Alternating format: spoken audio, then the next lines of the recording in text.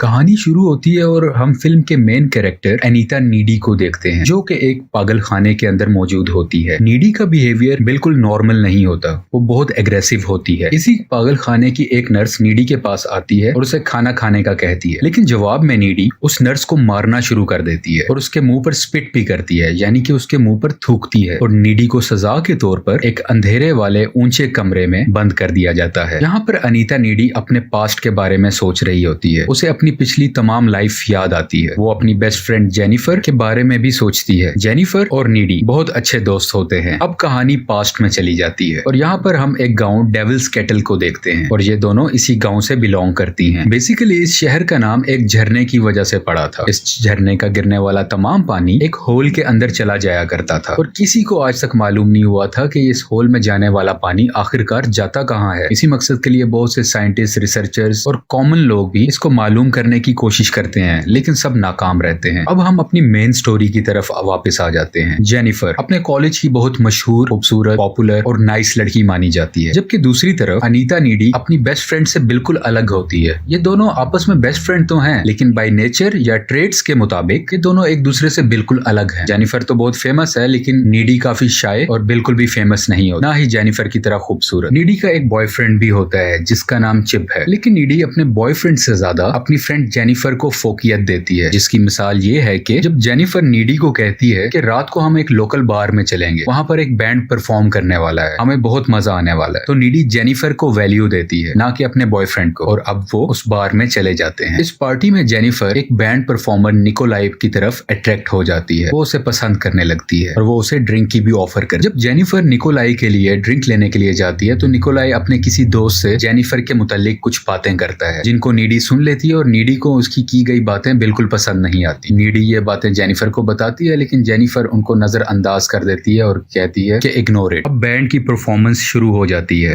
लेकिन उसी वक्त शॉर्ट सर्किट होने की वजह से इस हॉल में आग लग जाती है और आहिस्ता आहिस्ता ये आग बहुत ज्यादा फैलने लगती है और यहाँ पर सब लोग काफी मुश्किल से अपनी जान बचाते हैं। नीडी भी जेनिफर को टॉयलेट की विंडो तोड़कर बाहर की तरफ भाग आती है और पूरे हॉल में, पूरे बार में काफी ज्यादा आग लग चुकी हो, लोग चीख रहे होते हैं। अब सब बाहर आ चुके होते हैं। बैंड मेंबर निकोलाई जेनिफर को कहता है कि तुम हमारे साथ चलो, हम बहुत एंजॉय करेंगे, और उसे वो वैन में जाने का कहता है। नीडी जेनिफर को बहुत रोकती है कि तुम मत जाओ, लेकिन जेनिफर का दिल होता है उनके साथ जाने में और जेनिफर निकोलाई और उसके दोस्तों के साथ वैन में बैठकर चली जाती है और नीडी पीछे अकेली रह जाती है और वो जेनिफर को यहाँ से अकेले जाते देख रही होती है और ये दुख उसके चेहरे पर साफ नजर आ रहा है। अब नीडी परेशानी की हालत में वापस अपने घर आ जाती है और यहाँ पर वो अपने बॉयफ्रेंड चिप को कॉल करती है और इस वाकये के बारे में सब कुछ उसे बताती है। वो उसे बताती है कि जेनिफर उन लोगों के साथ चलेगी है, मुझे डर है कि कहीं वो उसको कुछ नुकसान ना पहुंचा दें। ये जेनिफर के रेप होने का डर भी अपने बॉयफ्रेंड को बताती है। अभी फोन पर बात हो ही रही होती है कि इसके घर के बाहर एक बेल होती है। ये बाहर जाकर देखती है, लेकिन वहां ऐसे कोई नजर नहीं आता। अब जब डोर के बाहर कोई नहीं होता तो वो वापस अंदर आने लगती है, लेकिन अंदर आते हुए उसे घर के अंदर से कुछ आवाजें सुनाई देती हैं और वो जैसे ही डरते हुए अंदर आती है तो सामने देखती है कि जेनिफर बैठी हुई है, जो कि बहुत जख्मी हालत में है। उसके चेहरे पर खून लगा हुआ है और यहाँ पर जेनिफर एक अजीब क्रीपी किस्म की स्माइल देती है, जिसे देखकर नीडी परेशान हो जाती है। इसके अलावा जेनिफर इस घर का फ्रिज ओपन करती है और यहाँ से कच्चा चिकन निकालकर उसको भी खाने लग जाती है। जेनिफर यहाँ पर एक डरा देने वाले तरीके से चीखती है, चिल्लाती है और इसके अलावा उल्टियां भी करती है, जो कि काले रंग की होती है। जेनिफर इसको डराने के बाद यहाँ से चली जाती है। अब अगला दिन आ जाता है। नीडी कल रात हुए वाकये के बारे में सब कुछ सोच रही होती है और बहुत परेशान होती है। जेनिफर के लिए भी बहुत परेशान होती है। यहाँ पर जेनिफर आ जाती है, जो कि बिल्कुल नॉर्मल लग रही होती है। कल रात जेनिफर की हालत तो बहुत खराब थी, लेकिन आज सुबह वो पहले से ज्यादा एक्टिव, एनर्जेटिक और बोल्ड लग रही होती है। अब ये दोनों अपनी क्लासरूम में मौजूद होते हैं। यहाँ पर इनके टीचर कल रात बार में मरने वाले लोगों पर अफसोस कर रहे होते हैं, दुख कर रहे होते हैं। तो जेनिफर उसको देख के हंस रही होती है और अपने टीचर का मजाक बनाती है। जेनिफर के अंदर बहुत सी चेंजेस आ चुकी होती हैं, जो कि नीडी इन सब चेंजेस को देखकर बहुत परेशान होती है और बहुत ज्यादा कंफ्यूज होती है। नीडी अपने बॉयफ्रेंड चिप को भी ये सारी बातें बताती है। वो इसे ये भी बताती है कि कल रात जेनिफर उसके घर आई थी और उसका बिहेवियर बहुत अजीब था, जैसे कि जेनिफर के अंदर कोई चीज आ चुकी थी और वो जेनिफर बिल्कुल नहीं लग रही थी और वो बहुत वियर्ड बिहेव कर रही है। और अब कहानी में कुछ ट्विस्ट आने वाले हैं। जेनिफर अपने कॉलेज की फुटबॉल टीम के कैप्टन से मिलती है, जो कि बहुत दुखी था क्योंकि कल रात हुए एक्सीडेंट में इसके कुछ दोस्त मर चुके होते हैं। जेनिफर उसको बहलाती है और स्कूल के करीब वाले जंगल में ले जाती है। यहाँ पर वो उसे सेड्यूस भी करती है और उसी वक्त इनके चारों तरफ कुछ जानवर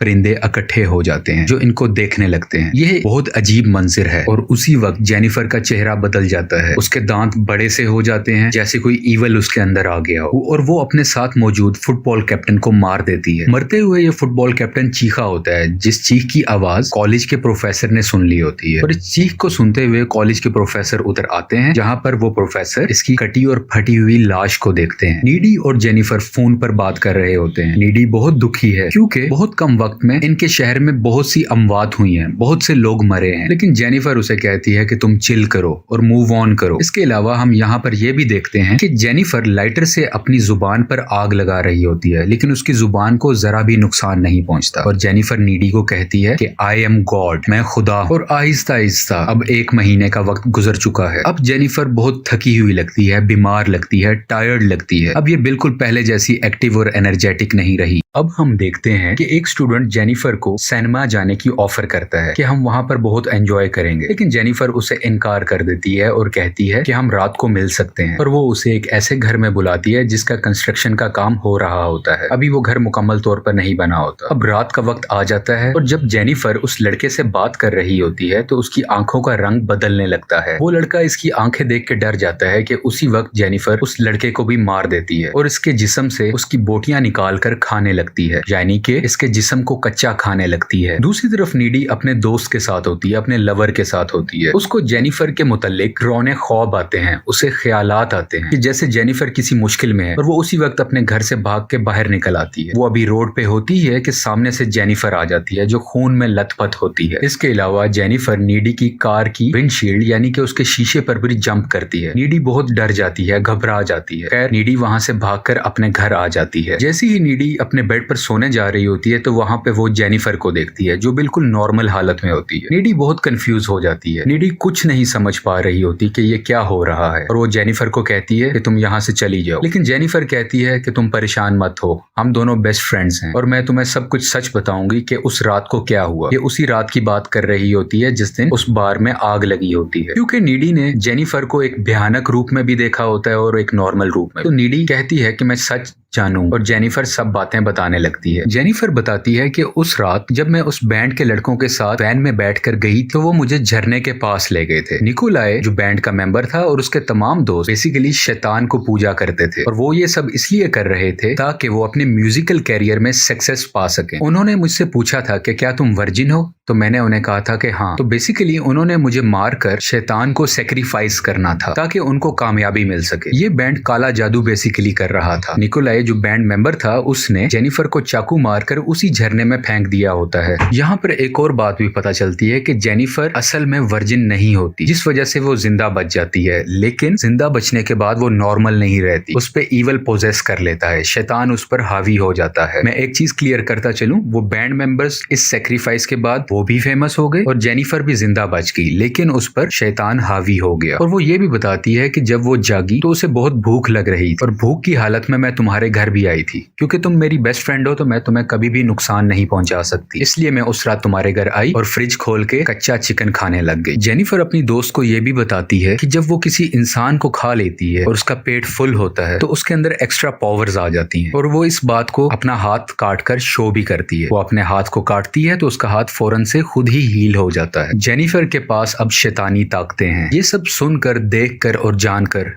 नीडी बहुत डर जाती है और वो जेनिफर को कहती है कि यहाँ से तुम चली जाओ, मुझे इस वक्त और कोई बात नहीं करे। और जेनिफर इसके घर की खिड़की से कूदकर बाहर चली जाती है, लेकिन ये खिड़की 2nd फ्लोर पर होती है जो कि जमीन से तकरीबन 12-13 फुट के फासले पर होती है। इतनी बड़ी जंप देखकर नीडी और घबरा जाती है। नीडी इस मामले की मजीद इंफॉर्मेशन के लिए अपने टाउन की लाइब्रेरी में जाती है और वहां पर वो पैरानॉर्मल बुक्स की रीडिंग करती है ताकि वो सच को जान सके और कोई हल निकाल सके। बुक रीडिंग से नीडी को पता चलता है कि उस बैंड से गलती हुई थी, क्योंकि वो जेनिफर को वर्जिन समझ रहे थे। उसके बदले में वो लोग तो फेमस हो गए, लेकिन जेनिफर पर शैतान हावी हो गया और अब जेनिफर को ठीक करने का एक ही तरीका है कि उसके दिल में चाकू मार दिया जाए, क्योंकि इसके अलावा और कोई हल नहीं है इस बुक के मुताबिक। इसके अलावा नीडी ये सब बातें अपने लवर चिप को भी बताती है, लेकिन चिप इसकी बातों पर ज्यादा ध्यान नहीं देता और ना ही यकीन करता है। वो नीडी को कहता है कि तुम किसी साइकेट्रिस्ट को दिखाओ। इसके अलावा नीडी को यह भी पता चलता है कि जेनिफर के लिए लोगों को मार के खाना बहुत जरूरी है, क्योंकि अगर वो उन्हें नहीं खाएगी तो वो पहले जैसी खूबसूरत नहीं रहेगी। तो खुद को खूबसूरत और जवान रखने के लिए जेनिफर को लोगों को मार के खाना जरूरी है। अब से कुछ दिन बाद इनके कॉलेज में एक डांस फंक्शन भी होता है जहाँ पे बहुत से लोग इकट्ठे होने वाले होते हैं। नीडी इसलिए भी परेशान होती है कि जेनिफर उस फंक्शन में किसी न किसी को मार ना दे, बल्कि वो और ज्यादा इसलिए भी परेशान होती है कि नीडी का बॉयफ्रेंड चिप की जान को भी खतरा हो सकता है और वो अपने बॉयफ्रेंड को भी कहती है कि तुम उस फंक्शन में मत आना, लेकिन इसका बॉयफ्रेंड हंस के बात को टाल देता है और कहता है कि कुछ नहीं होगा, तुम रिलैक्स रहो। अब डांस डे का दिन आ जाता है। इस फंक्शन में सब लोग डांस कर रहे होते हैं। नीडी यहाँ पर अपने बॉयफ्रेंड का इंतजार कर रही होती है, लेकिन अब तक चिप नहीं आया होता और दूसरी तरफ जेनिफर भी वहां पे अवेलेबल नहीं हो। उसके जहन में बहुत से बुरे ख्यालात आते हैं। वो डर जाती है कि इधर फंक्शन में ना तो चिप है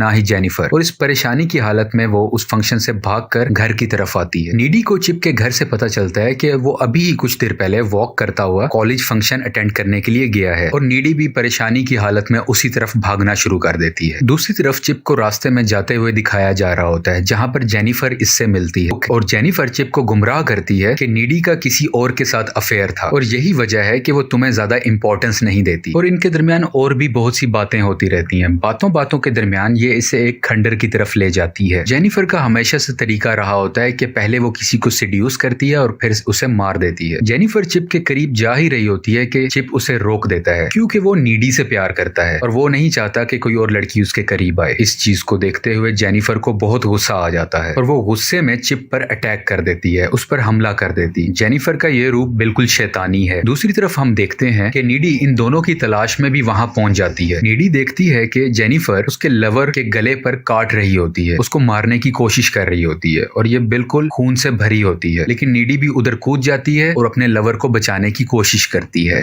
नीडी जेनिफर को धक्का देती है, उससे लड़ती है और उसके मुंह पर स्प्रे भी करती है ताकि वो दूर हो जाए। जेनिफर को यहाँ पर मजीद गुस्सा आ जाता है और वो गुस्से की हालत में कहती है कि वो सिर्फ लड़कों को नहीं मार बल्कि लड़कियों को भी मार सकती है। और उसी के बाद जेनिफर अपनी शैतानी ताकत की मदद से हवा में उड़ने लगती है। इन दोनों दोस्तों के दरमियान काफी बहस होती है और जैसे ही जेनिफर नीडी को मारने लगती है तो जख्मी हालत में पड़ा हुआ चिप एक रॉड की मदद से जेनिफर पर हमला करता है और वो रॉड उसके पेट में घुसा देता है, जिसकी वजह से जेनिफर बहुत घायल हो जाती है। जेनिफर बहुत थक चुकी होती है क्योंकि उसका बहुत ब्लड लॉस हो रहा होता है और वो वहां से चली जाती है, लेकिन नीडी यहीं पर अपने लवर के साथ मौजूद होती है जो उसकी आंखों के सामने मर रहा होता है और बिल आखिर मर जाता है। नीडी बहुत उदास होती है और गुस्से में भी वो हर हालत में जेनिफर से बदला लेने जाती है और इसी बदले के लिए वो जेनिफर के घर जाती है। जब नीडी जेनिफर के रूम में आती है तो इन दोनों के दरमियान फाइट शुरू हो जाती है और इसी फाइट के दरमियान जेनिफर नीडी के गर्दन पर काट भी लेती है। खैर लड़ाई होती रहती है और बिल आखिर नीडी जेनिफर के दिल के अंदर एक चाकू नुमा बड़ा सा ब्लेड डाल देती है, जिसकी वजह से उसका खून बहने लगता है क्योंकि नीडी ने पढ़ा होता है कि जेनिफर को मारने का एक ही इलाज है कि इसके दिल पर हमला किया जाए। और इसी लम्हे के बाद जेनिफर और उसका डेविल यानी कि उसका शैतान वहीं पर खत्म हो जाता है। लेकिन इन चीखों की आवाजें सुनकर जेनिफर की मॉम उसके कमरे में आती हैं और वो देखती हैं कि नीडी ने उनकी बेटी को जान से मार दिया होता है।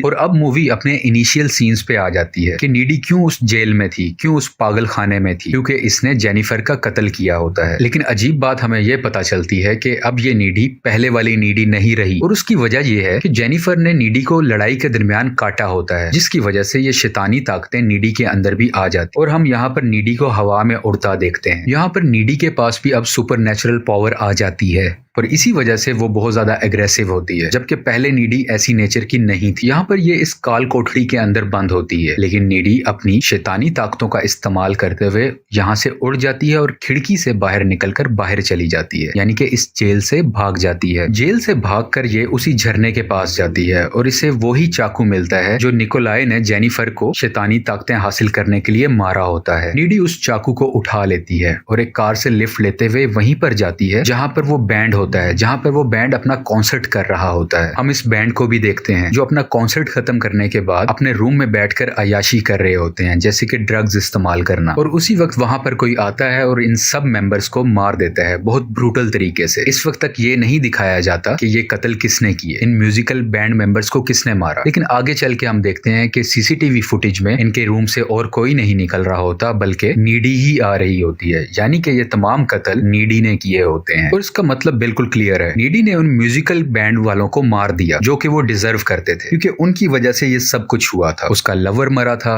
उसकी बेस्ट फ्रेंड मरी थी और भी बहुत से कत्ल हुए थे। और यहीं पे इस मूवी की एक्सप्लेनेशन खत्म हो जाती है। आपको पसंद आए तो लाइक और सब्सक्राइब करें। Thanks for watching.